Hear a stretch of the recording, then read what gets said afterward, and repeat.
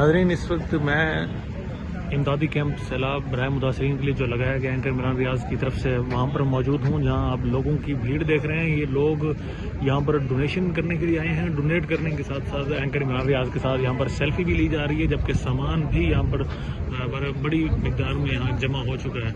अब जब मैं एक और आपको मनाजिर दिखाने लगा हूँ कि लोगों का आपको जज्बा दिखाता हूँ, किस तरह से किस जज्बे के साथ लोग यहाँ पर डोनेशन करने के लिए आ रहे हैं।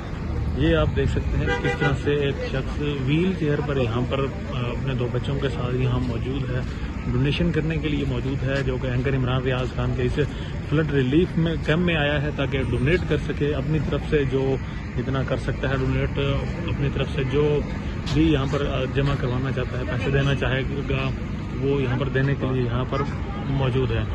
इस वक्त आप देख सकते हैं किस तरह से ये भाई यहाँ पर डोनेशन के लिए फ्लड रिलीफ कैंप में एंकर इमरान रियाज खान साहब के कैंप में यहाँ पर पहुँच चुके हैं।